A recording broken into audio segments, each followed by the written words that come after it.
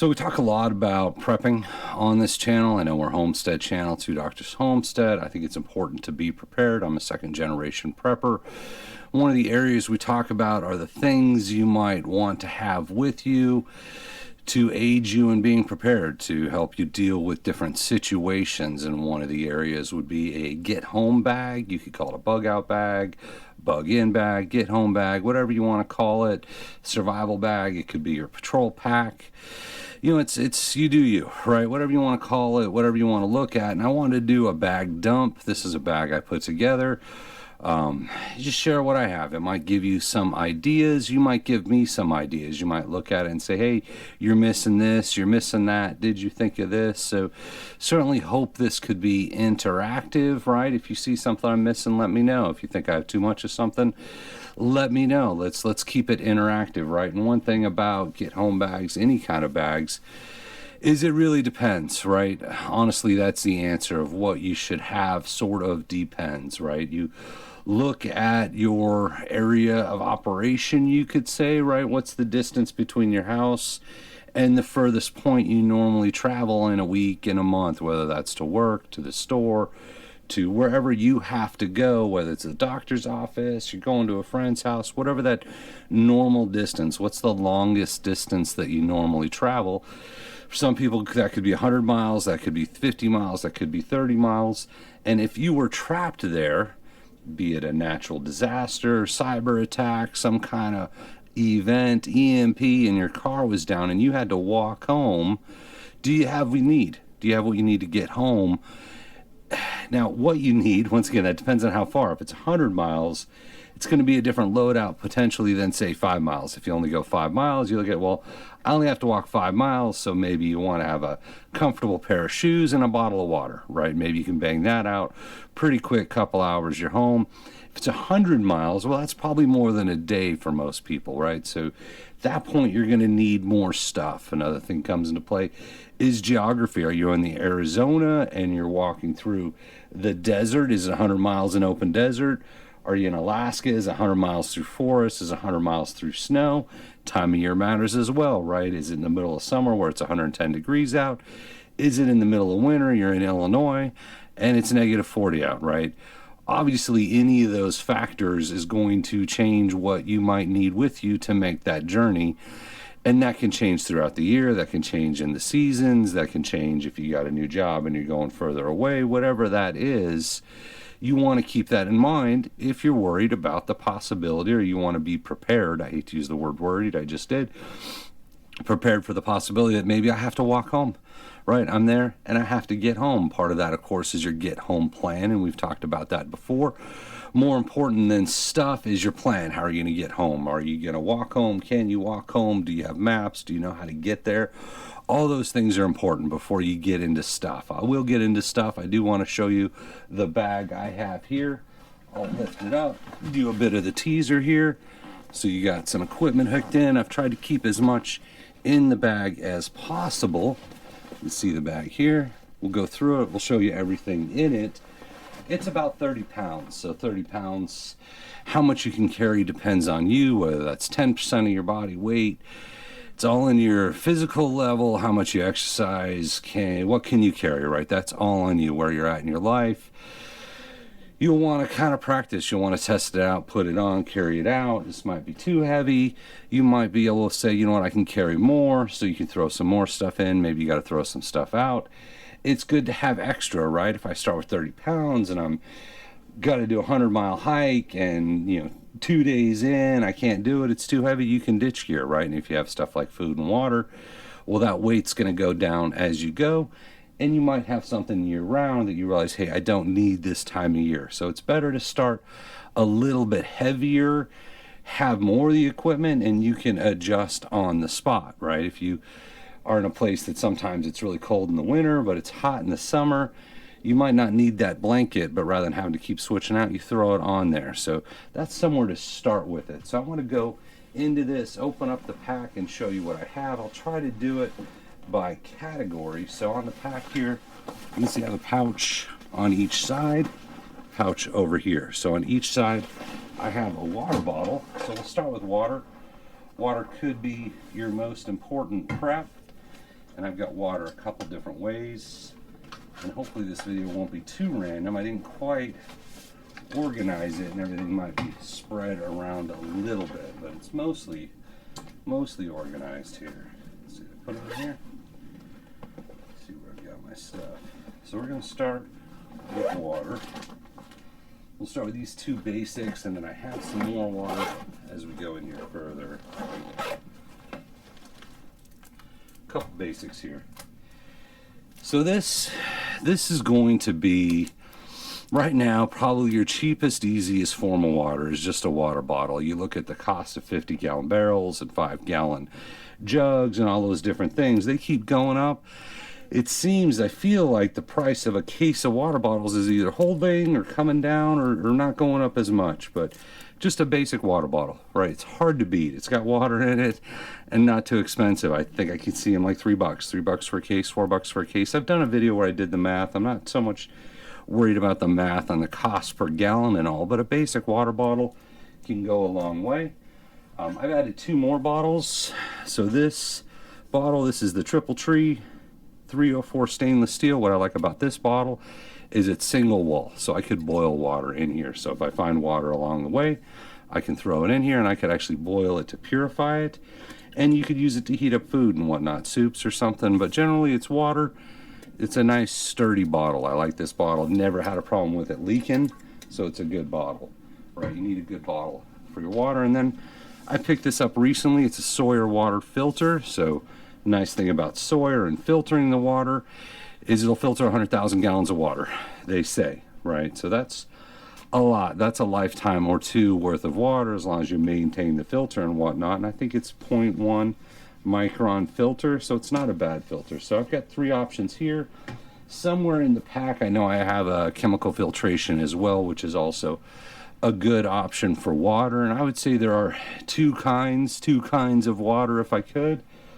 There's water you have with you, which is important, and then there's water you might find along the way. And when you're finding water along the way, that's when you look at things like water filtration, you look at things like boiling the water. Generally, you're not going to assume water you find along the way is going to be safe to drink, right? So you need some way to treat the water. So I got the chemical pills. I'll probably find them as we dig it out. But water with you is good. And then you got to know your area, right? Is there even water along the way? Does it make sense to have a water filter if there's no water along the way? Once again, if you live in the desert, you're like, nope, pretty sure there's no water along the way. Maybe take the weight of the filter out and focus more on carrying the water with you. But water is certainly important. Next item I'm going to hit, try to sort of keep this in area of importance. Oh, here's the chemical filtration. I thought I was close. This is also a good option for filtering water, is your chemical filtration. Medicine, medical supplies. There's also a tourniquet on the pack as well. This has some trauma bandages. It's got some quick clot. You have some gauze. You've got your shears. And it's got some basic medication like Benadryl and whatnot in case you're dealing with scorpion bites or animal bites or whatever you've got, allergic reactions. And I have a emergency blanket in here. So some kind of a first aid kit is always a good idea. I'm putting that as number 2. You could put that as number 1. First aid kit, water, both very important, right? If you're bleeding out, emergency bandages, quick clots, any of that kind of stuff could make a difference in saving your life very quickly. Water also very important for saving your life. So we've got my water right here. I've got my trauma pack right there. So the next thing, I'm just going through this pouch here, is light. I've got brake lights. So I just have little snap chemical lights in here. You break them, you shake them up. They're not going to give you a ton of light, but they could help. They could help if you're trying to light up a small area, if you're trying to mark your position, something like that. Light is important. And just to keep going on light, I think I have it. Let's see. In here.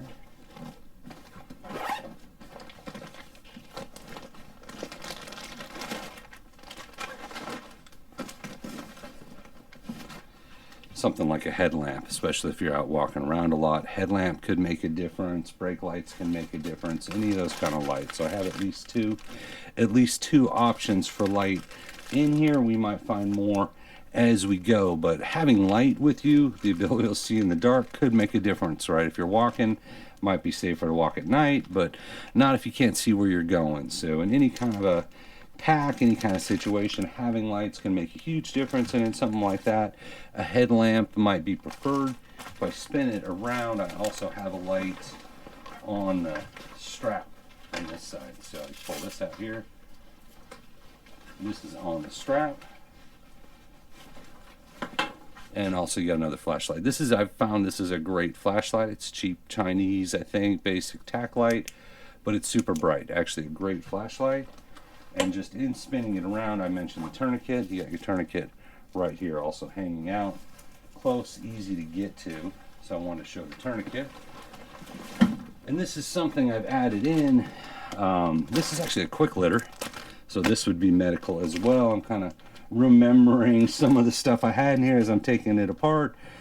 Quick litter could be very useful if you have a group or something like that, or you need to drag somebody, lift somebody, someone gets injured, leg injury, whatever it is, the ability to carry someone out of a situation could help. So that's jammed in here as well. Little surprises, and I'm remembering this now. So I forgot some of the stuff's in here. Life straw. So now we've got another way to filter water. We got all the life straw. We have our Soyer. We have our chemical filtration. We got our boil water bag. So I want to kind of had kind of a method to taking this apart here. So we come in here a little bit further. So this is 30 pounds. So this is a rain tarp, poncho. I'm sorry, rain poncho. So poncho could be very useful, right? It's a nice high quality reusable poncho. So it's actually raining right now when I'm making this video. Fortunately, it's not raining on me, but if you're in an area that has rain, staying dry can make a huge difference, right? Your risk of hypothermia goes up much higher, much faster if it's wet, if you're wet. So poncho, that's jammed in here. That's going to go in the shelter category. I had these in here as well. This is short of my range bag. Hearing protection, but also communication, because this has the radio built in. So FRS radio, if you're in range of anyone else, you can reach out, you can talk to them, coordinate with your group, and certainly you want hearing protection in case anything happens. One nice thing about the electronic hearing protection is that it sort of boosts your hearing. If you've ever had it on, you turn it on, all of a sudden you're hearing stuff going on that you maybe forgot or didn't notice, couldn't hear. So it makes a difference. Having that electronic hearing protection could actually help you out, especially if you're trying to get home, you're sneaking around, whatever you're doing. That extra boost in hearing could make a big difference. That was in the bag, that came out. So I think I got one pouch. I got one pouch clear here, guys. So this little pouch up front here, I've got gloves. Gloves are useful. You got to protect your hands, right? If you're doing anything, any kind of work, anything you're doing with your hands, I'm not selling you, but a good pair of gloves can make a huge difference. Going back into this pouch, the kind of utility pouch, get your paracord. Can't be a prepper if you don't have your paracord, but it's useful whether you're making shelter, doing repairs, whatever else you're doing. A little paracord can help out a lot. Keep going in here. It's a little lens wipe, glasses, scopes, anything like that. A little lens wipe is useful to have. Bunch of batteries. Batteries are always good, right? I showed you some flashlights, hear protection, whatever it is. A couple extra batteries, not a bad idea. Obviously you want to get ones that match with your gear. Got another 18650 battery. Just pulling batteries out of here. Got some more batteries, so maybe a little heavy on the batteries, but it certainly doesn't hurt to have batteries. It's a little front pouch. Got some more batteries in here. Batteries are useful, right? Multi-tool. So I actually have a multi-tool right now on my belt. Certainly keep one with you, useful to have, but a multi-tool in the pack, right? Two is one. You want to have extra. So if you just grab the backpack and maybe you don't have it on your belt, get your multi-tool. So multi-tool on there, it's got knife, it's got pliers, it's got some basic tools you might need. That's just jammed in the pouch. Tactical pin, you know, this is optional. It's got a glass break on the back. Glass break could be useful. You might need to take notes or something like that, but certainly the glass break. Tactical pin, that was in there. That can be useful to have. Have some navigation. Got old compass here. Compass is useful. Doesn't care how old it is. Still a compass. But any kind of a compass, right? Basic compass You might need to know what direction you're going in if you're not absolutely familiar with all possible routes and you have to adapt. Move around, change your route. A little compass, any kind of compass could be very useful. I've got a couple ways to make fire in here. Fire is also important. You've got a ferro rod and a lighter, right? Either one will get you there. Having 2 ways to make fire could be good. If it's cold outside or something like that, you might need to make fire. Actually, I have another lighter in here. Whistle's good for signaling. If you get lost, if you get trapped, building collapses, hit the whistle. Whistle's good to have. And then I have a little knife sharpener in here as well. So you got knives, not a bad idea to be able to sharpen those knives. I'm actually going to jam as I go here, put some stuff back in. Try to keep my pouches organized.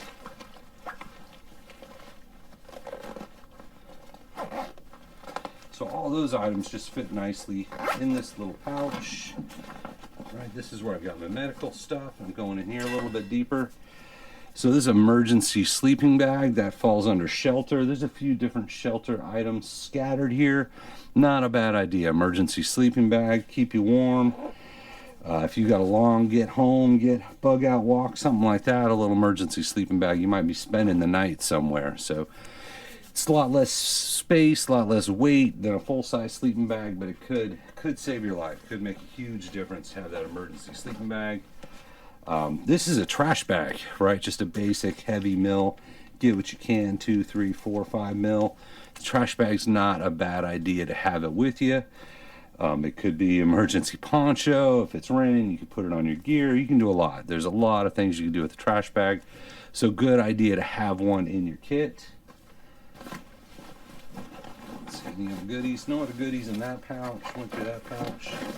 We're getting through here. So I went through the front 3 pouches. This is an extra pouch I've got on the front here. I've got a couple items in here. So this is a laser rangefinder. Could help out, right? You might need to see what's going on ahead of you. So it's a 6x scope.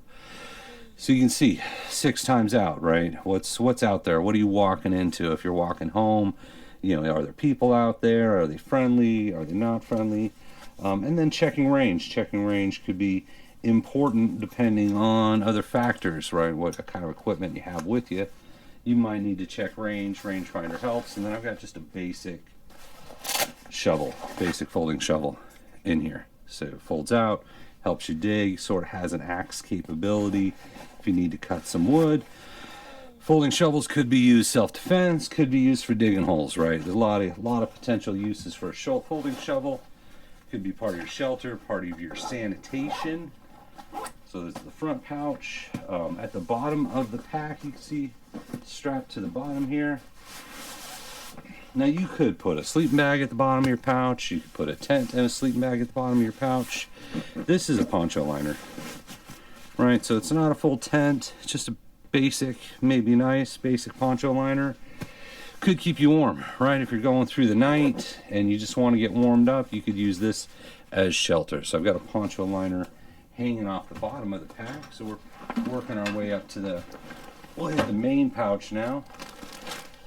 So this is just 2 socks, 2 pairs of socks and a patrol cap, whatever you feel you need, right? Once again, that depends on your geography of where you're at, the time of year. Do you need extra sweaters, extra socks, full change of clothes, jacket, whatever you need. But in here I got 2 pairs of socks and just a basic patrol cap you can put on at night, watch cap, and then sanitation, right? Got a couple sanitation items in here. Once again, you're maybe different. Roll of toilet paper is a good idea, toothbrush, bar of soap, toothpaste, baby wipes, and then there's one of the toilet paper tablets, right? I'm not going to open it up, but you see toilet paper tablets in there. They get wet, they expand out, and it's like little mini washcloths. But you're going to want to have some kind of sanitation, even if it's more than a day or 2, right?